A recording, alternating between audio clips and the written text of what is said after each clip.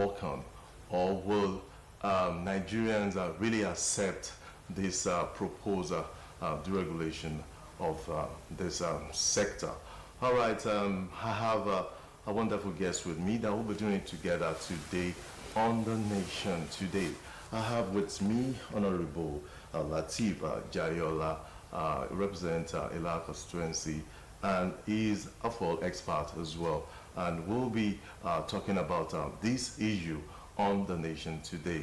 Honorable Lateef Jayola, you're welcome to The Nation Today. Thank you so much for having me here. All right, let's start with how do you think that the present administration will go as planned? Talking about removing the subsidy on PMS. Well, I may not be able to say that to be precise because the administration is winding up in a couple of months to come. And when you look at Nigeria's situation, the issue of deregulation is about policy. It's about policy making, and every policy, there's whether negative or positive, there is bound to be resistance to that policy. So removing fuel subsidy now, I don't know what the public and the populace will want to feel and thinking about it. We're just getting out of the election conundrums. All right. And we have not been able to get out of it completely. The phobia is still in people. The money issue, that is this Naira swap and all the likes. So introducing another policy that will hurt the populace now, I don't think the federal government will want to embark on that. So, we have thick skins. But I still want to believe there's going to be resistance. But it can be done underneath. So, but me, I'm not sure this present administration will be able to do that and go away with it. But there's this thing that there's a lot of corruption in that system, and I think you cannot. That corruption is synonymous. That system is synonymous with corruption.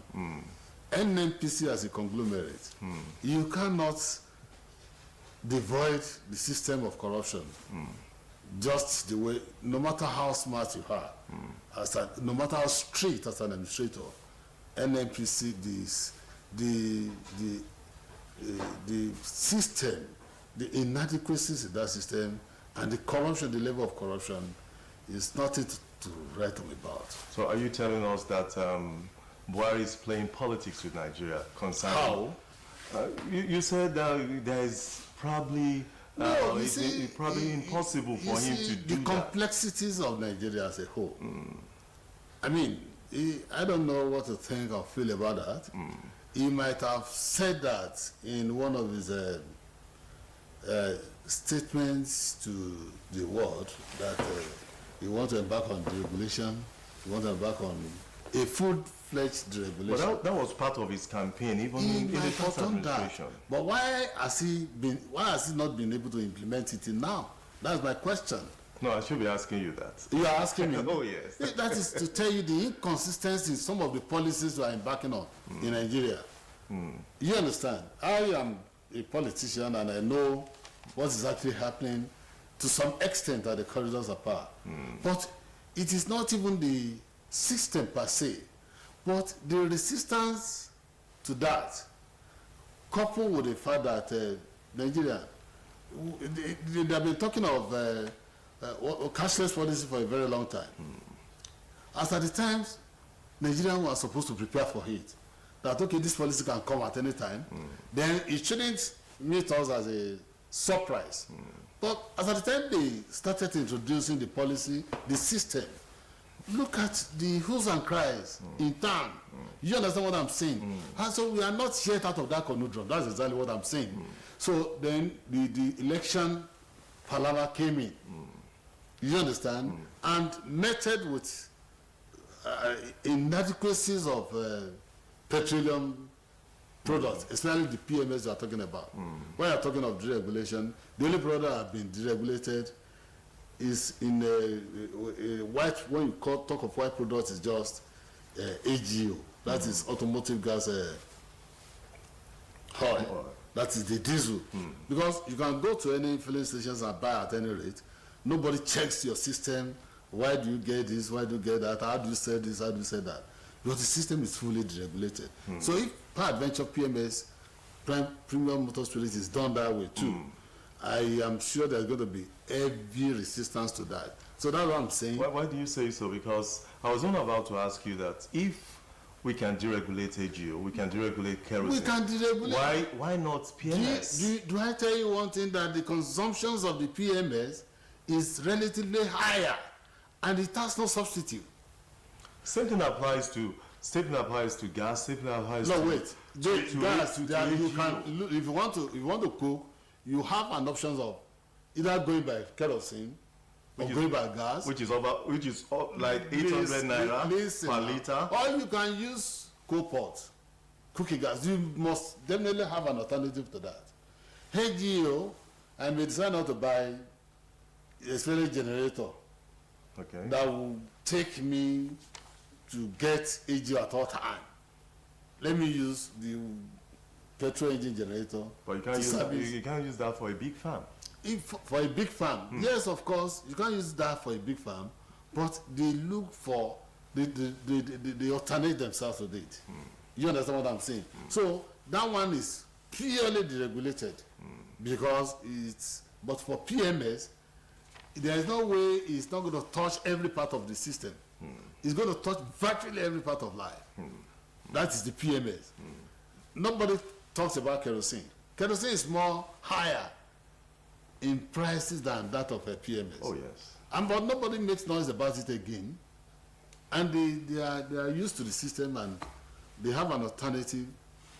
In my own house, I may decide not to use gas. I say, tell my wife to use coal pot. You understand what I'm saying? It's not if I don't have gas.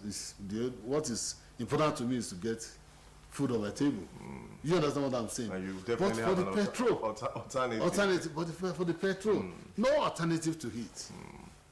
You understand what I'm saying? So, and when you look at the temperature, the system now, they fill the pulse of the masses and see what is the feedback they are getting.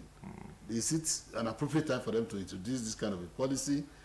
How best, what is going to be the resistance level? How will people take it? You know what I'm talking about? That's exactly what I'm saying. No, I'm not saying when the government want to put up their policy, they don't have the temerity to do that. I've not said that.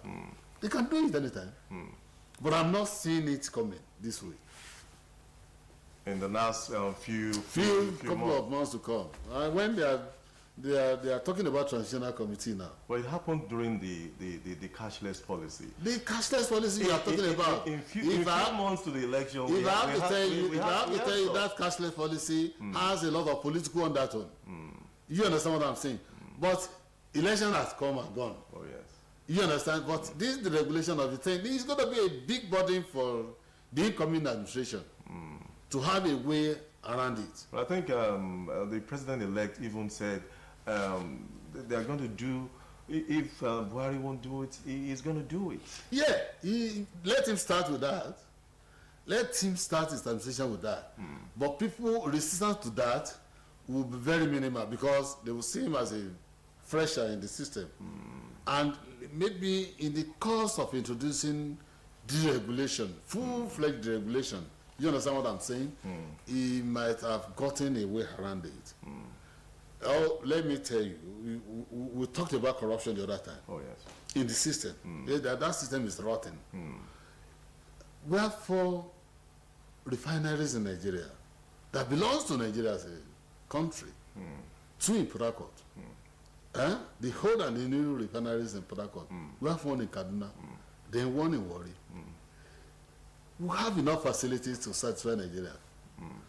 We can do production that would, all our consumables, needs will be met. But why are they not working? Are they really obsolete? No way. But that's the feeling we are hearing. That most of the refineries that we have, they are obsolete. They are not even obsolete. Up to standard. If you maintain your car, if you maintain, no matter how, if you service your car very regularly and very well, make replacement of old parts, you still enjoy your car. But the corruption you are talking about, they want to talk of overhauling of refineries. They want to talk of turnaround maintenance. They budget billions of dollars. Oh, but I was about to. You ask me, I will tell you I don't know anything about that. Because it's very audible and very visible that anybody can hear and see. You understand what I'm saying? Oh, yes. If you ask me a question, one thing I know that you know, and you're asking me again, you want me to say it? Well, the system is rotten and corrupt. You're closer to the government. Leave government alone. You should know. You're even closer to the system. The oil sector. The oil sector you are talking about is my predominant business. And there's no way I can run away from it. Oh, yes. But I'm telling you what is happening there. Even Buhari could not even fathom exactly what is happening in that system. You understand what I'm saying? Even as the Minister of Petroleum. Not only, even as the president. And let me tell you one beauty, one good thing about it. Buhari, the 21 depot we have in Nigeria, 21 NNPC depots we have in Nigeria, Buhari introduced all those depots. He did the design, and he did, in those days when he was the chairman not chairman, he was a Minister of Petroleum, as a military administrator then. All right. You understand what I'm saying? So, I managed a particular depot for so many years. That's our depot. Okay. To be precise. All right. So what's happening to all those depots now? I am talking. All right, please. When Engineer Funshoku Polokun was the GMD of NNPC, I put up a proposal on the resuscitations of our depot. We were ushered into the villa to make a very, the man is from Mondo State. Oh, yes. And what we normally do is, anytime he's coming home for Xmas or Easter period or whatever, they will say we should line up all the filling stations along that road.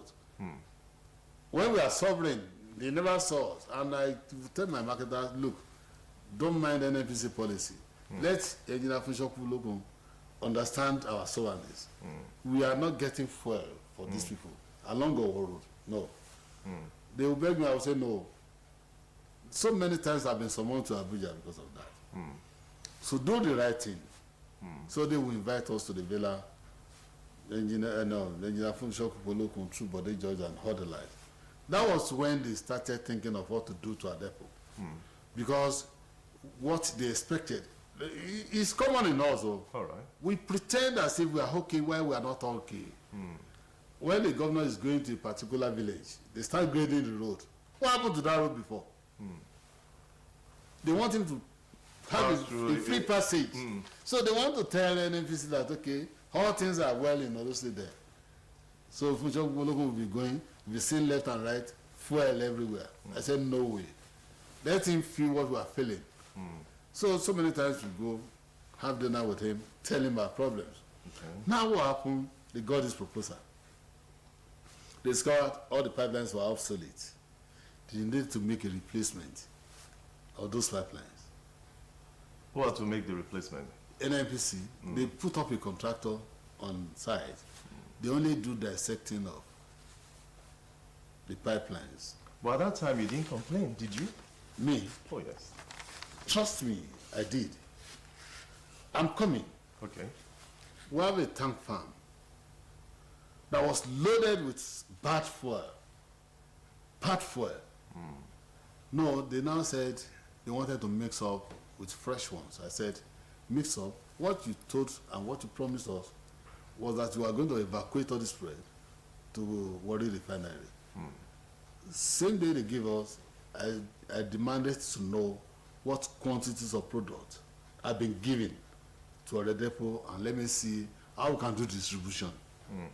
I never allow any marketer to pick more than one truck so that the product will go around. You understand? Even me as the chairman then, I didn't. That's the kind of sanity I put into the system.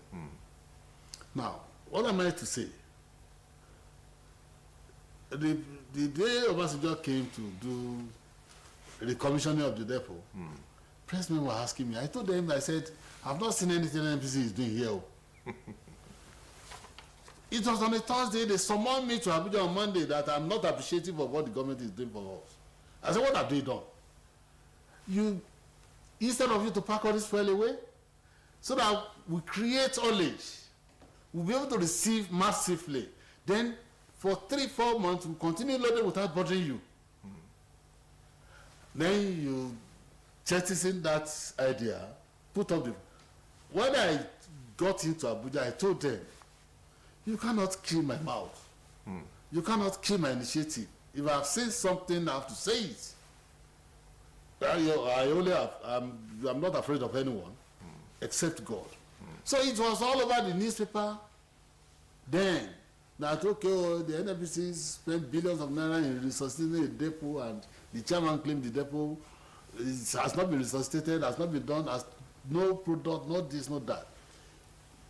Just 2 months after, the loading commenced. The depot went again, went up again. That's the kind of something I've seen, I experienced. That is the Nigerian for you. Is that the reason why you're saying that that policy will not work? I'm not sure. When anything that has to do with this system that I know very well, I see the pain of consistencies of government policies in the oil industry is just inconsistency. They are very inconsistent about it. So I'm not sure. If it comes, and the other area is what's going to be the resistance of people to it? What's going to be the reactions of people? Would they not react? So even when they are selling petrol at, it cuts to a point of 400. That's, want to see, that's the maximum point. Now, if you are talking of deregulation, a lot of people will capitalize on that. You see, people will sell for 1,000 naira, and you cannot do without it. I bought fuel this morning. Nearly every day I traveled, I move, and I buy fuel all the way. Is it affordable for me? I'm just like you, and like every other masses on the road. Forget about the salary disparities. You understand what I'm saying? You want to move, I want to move. So, affordability, where is it? It's not done. So, I don't know. You see the subsidy the government said they put off, just to cushion the effect of the... A proposed... No, the one they have been seeing. A proposed one. It's another monumental fraud. It's another monumental fraud. Honestly speaking, I don't know. We do and undo ourselves in Nigeria. All right. Let's. You talk about so many things, and talking about feedbacks and reaction. What are the roles of IPMAN in this? All this. It's an association. I know inside, outside, and I want to give kudos to Alhaji Dele Tajuddin. Is the present IPMAN chairman of the Southwest. The only, I'm sorry to say this, the only system, we have different regions in the system. We have Northwest, we have Northeast, we have South-South, Southwest. The only region that is settled is just the Southwest.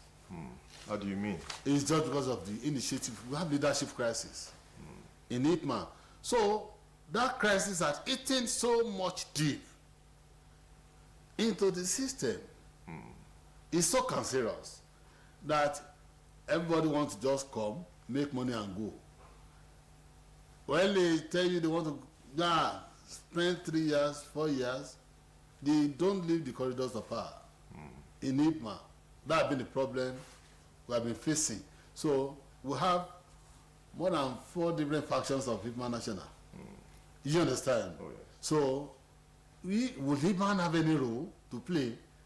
Let me give you an example. The NNPC people, they are very bad. There was a time they saw there was a lacuna in IPMAN. So we had to hold a conference in Southern Sun Hotels in Ikoyi. Okay. And IPMAN have been so functionalized then.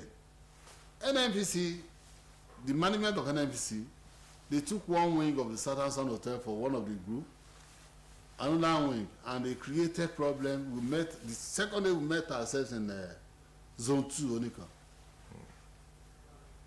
Fighting ourselves.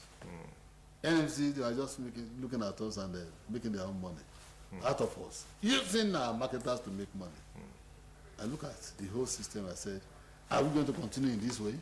So, greed is so perpetual in Ipman leadership that we may not have a major and vital role to play when this comes to this. And you see, NMC, they use divide and rules among us. They will call you, one of the leaders, give you 10 trusts of products, call the other leader, give him 8 trusts. But the way they will talk to you, you won't be able to do anything. Do you want to fight for your members? When they have lined up your pocket with 10 trucks of... so what do you do? What do you do? So they come with a lot of system that is not even palatable to members. Nobody to fight for us. Don't you check your leaders before electing them? Because when you talk about issues like this, and you say corruption is in NNPC, you know, corruption is in IPMAN. I've just commended somebody now. That is Alhaji Dele Tajudeen. He's the chairman of IPMAN Western Zone.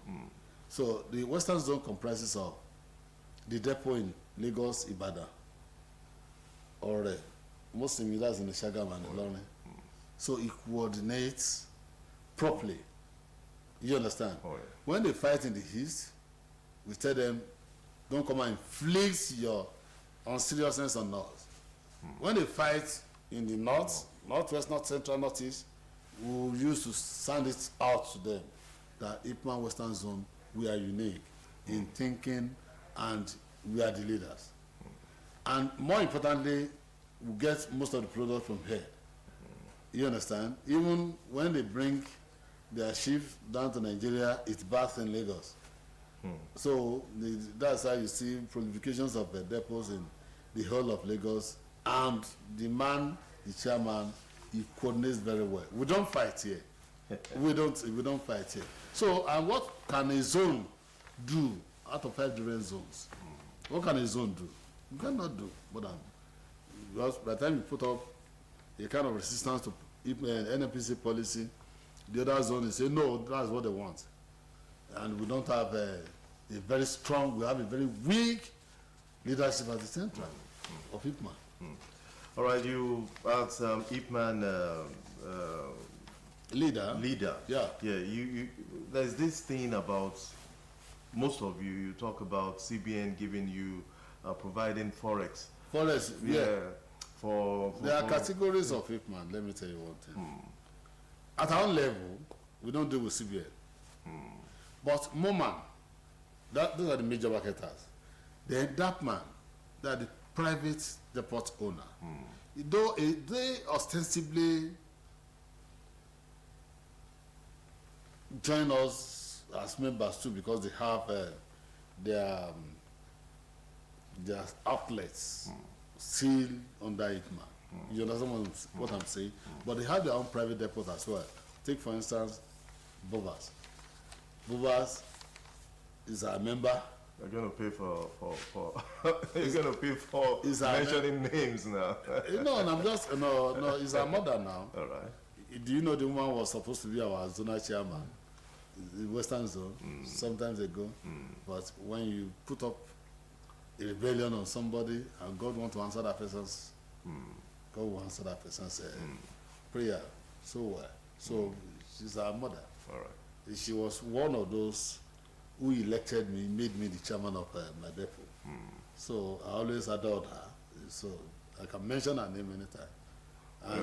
Mention the name. Don't mention. don't mention the company. So like the company. I mentioned the company. I didn't say Mrs. Something. Say Mrs. Sampson is better. Well, let's go on. Okay. Like I said, they deal with CBN, not us. You understand what I'm saying? Our business is not as large as dealing with the CBN. So we deal with the commercial banks at lower level, but they deal with CBN because they do more of importation.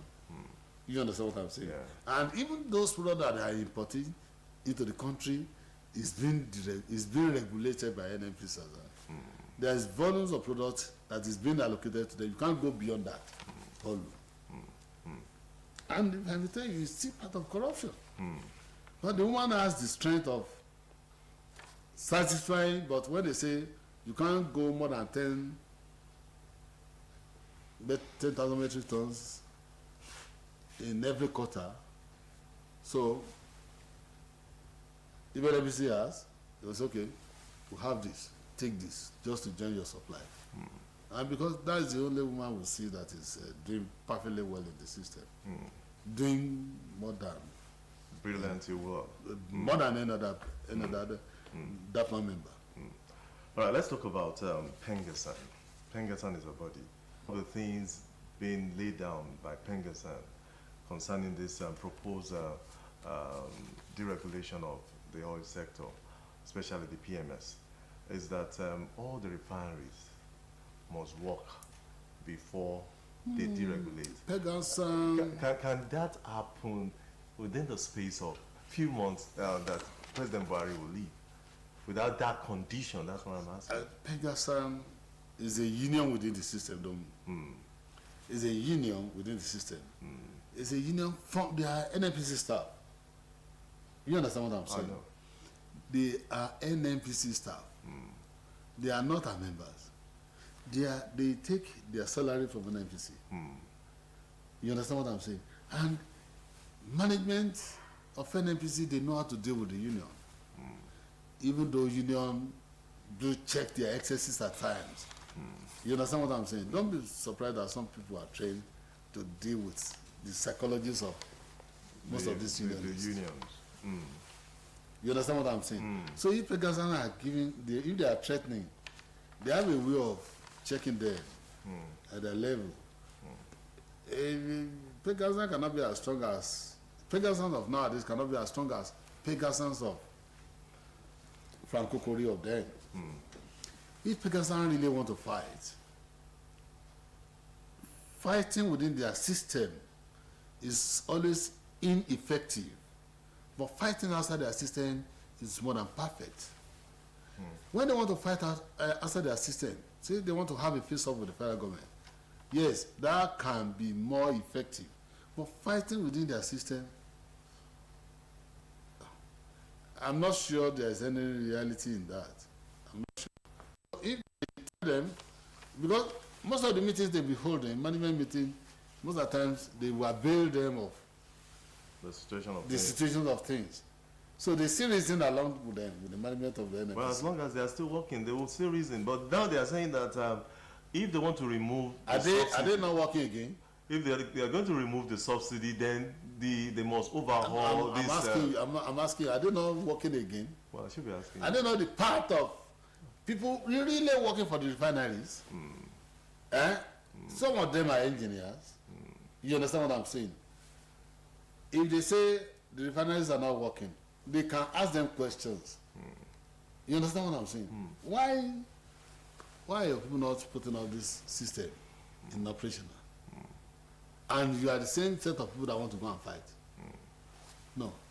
If they have an inkling to the cancer that is giving the system headache, then that's when the NNPC management, they refuse to attend to them. That's when they can put up a fight. But when they say this, they may say they want to go and do some importations of some of the instruments and equipment to use for the overhauling of the refinery or for the turnaround maintenance. By the time they put up a message, come back and tell them this thing is going to take so long period of time to manufacture. You understand what I'm saying? And that exceeds the numbers of days. Would they say it is the problem? How do you shop for material that is not available in the market? Except and unless you go through the manufacturers. And these are the equipment and instruments that is not readily available, is you place an order for it. and they are just yet to manufacture it, and they will tell you it's going to stay so numbers of days. So with Pegasan that is well aware of all this process and development, says they want to go and fight the system again. You understand what I'm saying? It's procedural. If they are threatening, they must have seen that, okay, this vulnerability is probably okay, it can work, they have done the turnaround maintenance, it can produce also numbers of barrel per day, and we are good to go with this. And NNPC is being lackadaisical towards that. That's when they can put up a fight. It's a system they know, and they are part of the system.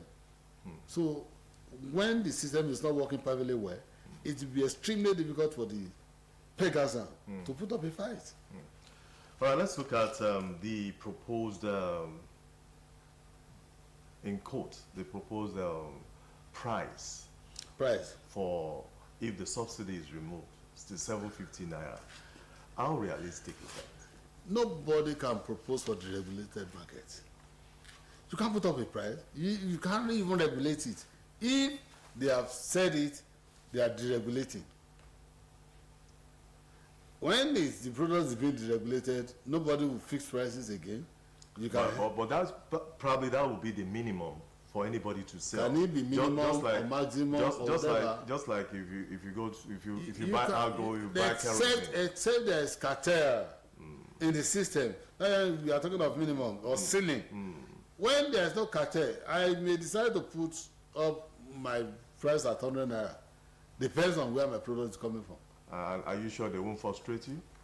It's only cartel that will do that. When they form the cartel, that's when the frustration will set in. You understand what I'm saying? But what I'm saying invariably is that you cannot appropriate and reappropriate as well. You cannot deregulate and say you want to regulate. You understand what I'm saying? You want to deregulate, you deregulate straight away. And you need the price to determine whatever. The case of demand and supply. Okay, what they get is what they say. Let's look it from your own angle. Being the chairman and the former chairman. And I was a former Southwest PRO. All right. Too. Looking at the tag, let me just use that 750 as just what a lot of people are saying at the moment. If such happened, what are you going to do? Are you going to let it go? Are you going to put it forward? Yes, as Hitman. Are you going to take it back, or what are you going to do? Because do you know, Hitman, we don't go on strike. Do you know why? I want to serve my station. At the end of the month, I'm going to pay bill. I'll pay attendance, I'll pay electricity, virtually all the services, bills I have to pay. If I don't sell, how do I pay? So are you saying that the 750 is just minimum? No, I'm not saying it is minimal or maximum. Let the time comes, I will not say, I don't preempt issues. And when it comes to policy issues, I don't preempt what will be the actions and reactions of people. Let it come first and let's see what is going to happen. You see, we may not decide on our own, but we try to be proactive enough to say, what if it happens this way? What is going to be the next line of action? But when the situation has not arises, and you want to be saying, what? First, what will determine? We are determining 3 or 4 things in our business. You determine what is going to be the source of supply. It is highly imperative because if you don't have a regular source of supply, you understand what I'm saying? You might get out of the business. You get out of the business. Thank you so much. And petrol station is not easily convertible. You want to convert a petrol station to pure water battery? Except you dismantle it, remove all the underground tanks, and do something you understand what I'm saying? All right. And you want to demolish the building and just level the whole places up. And even the money you are going to invest, you are going to spend in the construction will be more than because where you are evacuating, exhuming your underground tank, you still have to fill the place. So what I'm saying is we'll decide and determine what's going to be the source of supply. source of finance, was the reactions of our customers. You understand what I'm saying? These three basic things determines what will be the actions and the reactions of marketers to the system. If they ask me to sell 750 naira, how much am I taking it? What's going to be the bank interest? That's the finance. Is that the reason why petrol at the moment is about 240, 250? No, that's in the major market, that's the normal price. No, that's it. Which one is the normal price? Let me know. You can talk of normalcy in a normal situation, but this is an abnormal situation. Where do you think marketers are getting their product from? Where are they getting their product from? Tell us. No, NNPC is not supplying them. They can only strike, put up a strike when NNPC is not cooperating with them enough. They are not, like, I have not had, my systems are not even loaded 1 liter in the whole of this year. Even last year, I cannot record 5 trucks being loaded from NNPC. So does that mean that I will be out of the business when I cannot look outside NNPC to get supply? So, and what is going to be my supply? Wherever I'm going to buy the product, I will have to ask, make the comparisons of all the depots in Lagos or Warrior or wherever I'm going to get the product. I will have to do my cost analysis and see which one is more okay for me to go buy or not. So it is when I know the one that is okay that I'll buy.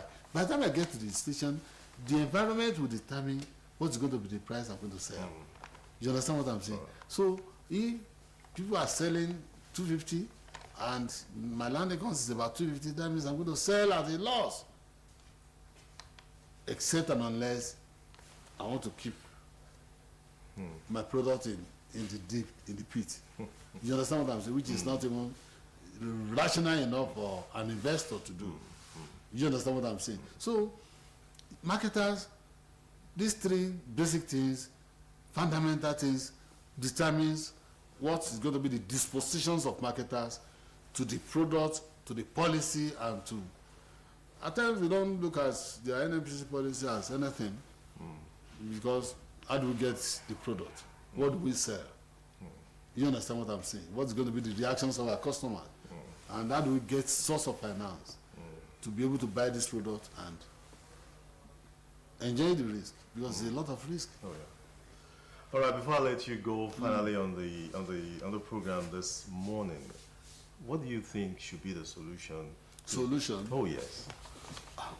Solution? Oh, yes. Even if you offer advice, you put up an idea. You can never tell. Listen you now. Can never tell. Listen now. I've been here and now before. You understand what I'm saying? If you are putting up a solution, if it is going to be detrimental to the wallet of those corrupt... In the corridor of power. I'm not saying corridor of power this time around, but corrupt people in the system. You can only hear your voice, they will not act your voice. Well, I think you are an authority in this oil sector business, and a lot of people out there will want to see what you can, put in place and for them to follow. To follow? Oh, yes. The only thing I can say is to keep praying for the government, especially the incoming government, to have a way out to the perpetual problem that is hitting us very deep in the system. Because it's only prayer to support the incoming government of Asiwaju Bola Ahmed Tinubu. Pray fervently for him so that we will have a way out. There are a lot of policies that can be put in place that will even help the masses. But with prayer, it's only with prayer that this can be done. There are lots and lots and lots of policies. When the refineries are okay, and you sell crude oil to the refineries and they produce what? When there is availability of products. Yes, it's a case of demand and supply, like I rightly said, the price will be forced to come down. But where do you think going overseas, offshore, to go and bring products will be better for us than producing here? And you see a lot of our leaders have vested interest in Dangote's product. I was about to ask you because No. When they have licensed Dangote to go and build up a refinery, definitely they want to get out of it. Look at the price of cement. He decided and the time is. You understand what I'm saying? So it might be the one that will be determining the... What else are you talking about? So you think that system is only Dangote that is controlling the whole world and the conglomerate? No. So only God, it's still part of the corruption we are talking about. Only God will save us in Nigeria. Well, I wish to go on and on with Honorable Lateef Jayola. You will agree with me that with the program so far, he's a kind of person that knows his onions, and he's been telling us why the subsidy might not work at the moment. Probably they should leave it to when Ahmed Bola Tinubu becomes the president of this nation. Well, we'll keep in touch and see how the proposal, the regulation of the PMS, talking about the petrol premium motor spirit goes on, the one that you all know as petrol. Well, at the moment, a lot of people are fixing 750, but Honorable Lateef Jayola said you cannot fix a price at the moment. It depends on how the petroleum product comes into Nigeria. All right, I must say I have to leave the studio at the moment. The producer of this wonderful program, talking about Akinola Owolabi. I want to say a special thanks to him for making sure that this program goes on here on Wednesday morning like this. Once again, I want to say a big thank you for being part of this wonderful program, The Nation Today. Thank you so much for having me here. I know that anytime we'll call on you. Yes, it's part of the service. I will come. I'll come. I won't deny you. All right, thank you very much. That's how far we can go on today's edition of The Nation Today. My name is David Ojo, and by the time you see me next week, I'll be bringing to you another important personality that will talk about things with the nation. From me, it's bye for now. The Nation Today, incisive, compelling, contemporary, soul-searching, and thought-provoking. Indeed, knows bar. On The Nation Today, showing today on Osbc television. The Nation Today, capturing the essence of nationhood.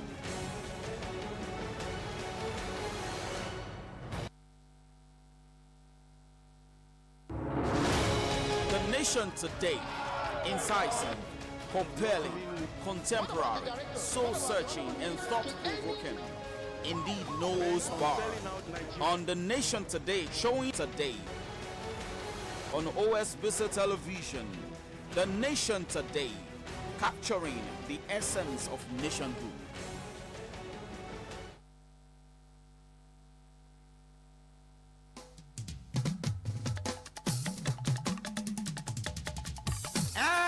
Bàbá lọ́jà yàlájẹ́ oníṣòwò kéékèèké pẹ̀lú oníṣòwò ńláńlá. Ẹjọ́ TV channel o lè jọjà yìí tàyẹ sọ fún wọn. OSBC lókè balẹ̀ ní channel 32 UHF náà dẹ̀ sọ. Channel 32 UHF ẹgbẹ́ polówó ọjà wá síbẹ̀ wọn. OSBC channel 32 kì í tán ṣe níbẹ̀ òjijì tún lè ṣàdùnkẹ́ ṣe ọmọ. Wọ́n sọ̀rọ̀ àsìkò ní àjọ rẹ̀. Àsìkò tó kọ́ ní lọ́gbọ́n lọ́lọ́kan òjò kan. Àwọn orin àsìkò tó tún bàbá mú gidi. Má ṣe publicity fún business tí a jáwó. Ìwọ lọ rí wọn tún lè ṣàdó bàbá ọgbọ́n. Ṣòkòrò kí lókè balẹ̀ náà wà o. Ṣòkòrò kí lókè balẹ̀ náà wà o. Tó ti ń dá bí ẹnu, tó ti ń rọ̀ bí òwe bàbá owó túnde túnde.